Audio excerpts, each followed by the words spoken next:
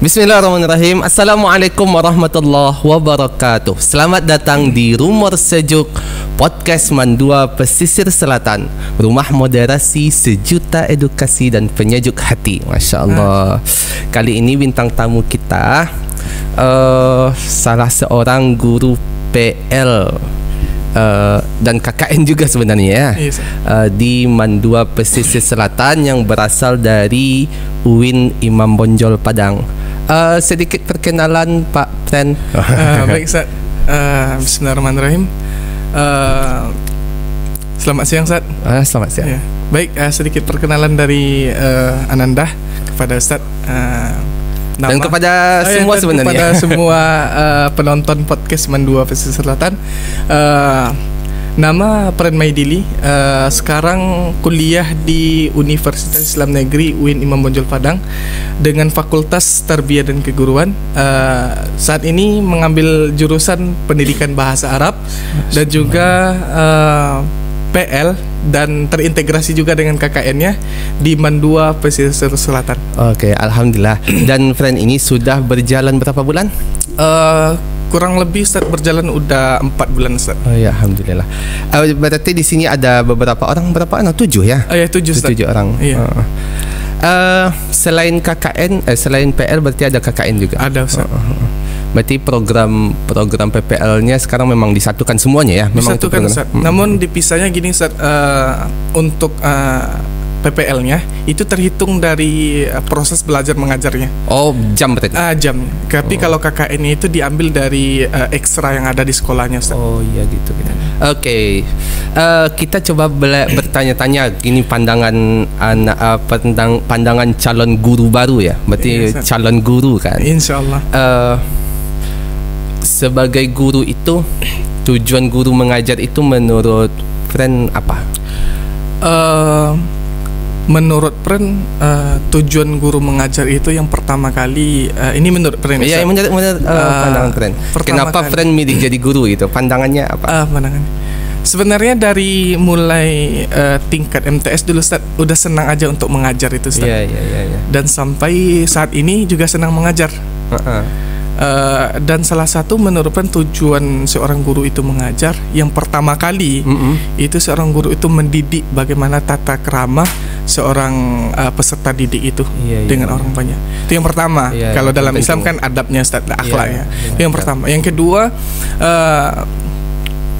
posisi seorang guru itu sangat berpengaruh Ustaz. Kenapa berpengaruh? Di mana dia mengajarkan ilmu-ilmu yang tidak hanya sebatas di satu sisi bidang ilmu saja, tapi banyak ilmu dia diajarkan. Jadi menurut Pren itu suatu profesi yang sangat bagus Ustaz. Jadi gara-gara itu Pren senang dengan proses itu. Iya. Profesi yang sangat mulia sebenarnya.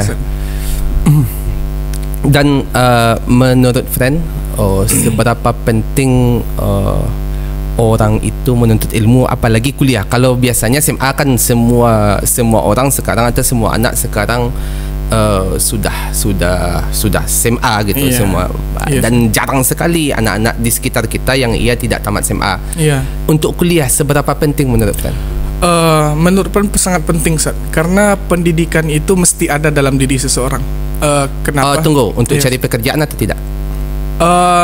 Kalau menurut Pren yang pertama kali bukan pekerjaan Ustaz, tapi di mana Pren lupa pula namanya seorang motivatornya Ustaz. Cuman ada kata-kata yang gini, di kata-kata beliau itu beliau bilang kuliah itu setidaknya merubah dalam diri seseorang itu 3 Ustaz.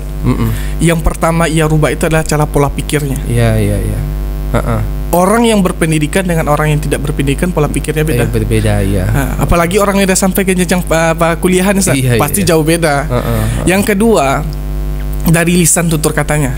Orang yang berpendidikan dengan orang yang tidak berpendidikan pasti beda. Yang ketiga, tingkah lakunya. Pasti ya Ustaz. Orang yang berpendidikan dengan orang. Tapi terkadang sekarang yang menyulitkan anak-anak itu atau murid-murid itu untuk kuliah itu terkadang biaya. Tapi rasanya menurut Ustaz, biaya untuk kebodohan itu lebih mahal daripada biaya kuliah. Apa Ustaz? biaya kebodohan. Iya. Biaya tidak berpendidikan. Iya. Lebih mahal daripada biaya kuliah. Iya, Ustaz. Menanggulangi tidak berpendidikan itu nantinya lebih mahal daripada kuliah, ya kan? Iya, Ustaz. Hanya saja kalau menurut Ustaz, kuliah itu tergantung kita mau atau tidak, seperti itu ya. Iya, Ustaz. Okey.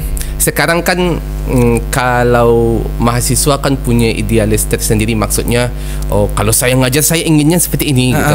Tapi terkadang ketika PPL sekarang mungkin ada nampak beda gitu ya. Beda. Iya. Bagaimana pandangan friend terhadap siswa? Siswa sekarang ketika sudah menghadapi siswa gitu. Oh gitu, Ustaz. Kadang gini, Ustaz. Dulu sebelum PL turun ke ranah lapangan, iya. pasti rancangannya ada, Ustaz. Rancangan ada. Rencangannya gini. Pandangannya kalau siswa itu akan seperti ini, saya akan melakukan ini. Seolah-olah kita bisa melakukan itu dengan program-program yang kita laksanakan. Iya. Tapi nyatanya saat di lapangan, sesuatu yang kita bayangkan itu setelah kita turun ke lapangan nyatanya beda, Ustaz. Iya, pastilah saat sesuatu yang kita bayangkan itu ketika udah kita menjalani nggak sesuai ekspektasi kan. Tapi menurut friend, semua yang dijalani itu ada tantangan tersendiri lah, Ustaz. Walaupun awalnya kita mikirnya gini, baik, bagus ya, dan setelah turun ke lapangannya jauh berbeda dengan apa yang kita pikirkan itu pasti. Cuman gitu, Ustaz. Ada sisi senangnya bagi diri kita, dan ada sisi juga nggak senangnya. Mungkin sisi senangnya mungkin sesuai yang kita harapkan, Ustaz. Yang nggak senangnya yang tidak sesuai yang kita harapkan. Oke. Satu lagi. Pertama mau nanya gini. Iya, Ustaz. Kalau seandainya orang sudah dapat pekerjaan, kecuali jadi tentara atau polisi, jadi tentara atau polisi. Seandainya seseorang sudah dapat pekerjaan, apakah mereka butuh kuliah? Tapi jawabannya yang tadi ya. Iya, Sir. Iya, butuh juga ya untuk untuk mengubah pola pikir kan. Karena negara kita itu butuh orang cerdas. Gitu, supaya memajukan negara. Kalau tidak memang pola pendidikan atau pendidikan ini memang harus diutamakan sebenarnya. Hanya saja pandangan orang itu seperti itu. Kuliah itu untuk cari pekerjaan. Iya. Makanya terkadang Ustaz pernah terpengaruh juga dengan pendidikan itu, sehingga mengatakan dengan main game pun kalian bisa dapat pekerjaan, ya kan? Seperti itu. Intisarinya gini, Ustaz. Bekerja enggak bekerja itu enggak tergantung kita kuliah enggak kuliahnya juga. Kerja dan enggak kerja itu kan tergantung skillnya kita. Tapi dengan kuliah itu membuat skill kita itu lebih bagus gitu, lebih matang, Ustaz. Oke, friend, terima kasih. Berapa minit tuh? Alhamdulillah cukup. Terima kasih. Itu obrolan kita hari ini. InsyaAllah akan ada lagi obrolan selanjutnya. Ada satu lagi. Iya, Ustaz. Tentang bahasa Arab. Iya, Ustaz. Anak-anak suka nak belajar bahasa Arab? Kalau dilihat dari proses pembelajarannya, Ustaz, anak-anak itu suka, Ustaz, dan dia itu tertarik. Cuman karena ada satu yang menjadi alasan bagi dia itu agak merasa kurang terhadap bahasa Arab itu, Ustaz, karena katanya dia ini di lapangan nih, Ustaz, yang dialami katanya bahasanya itu sulit untuk diucapkan katanya. Kan pengucapan ejaan bahasa Indonesia dengan bahasa Arab jauh beda lah, Ustaz. Itu mungkin yang membuat dia itu agak kesulitan dalam belajar, Ustaz. Tapi kalau untuk minat banyak, Ustaz. Banyak. Dan untuk antusias nggak anak-anak belajar bahasa Arab? Iya, antusias sekali, Ustaz. Iya. Karena seperti ini, Ustaz kan ada ngajar di MTSN, ada ngajar MTSN. Jadi anak-anak tuh bilang, Ustaz kan motivasi untuk masuk man.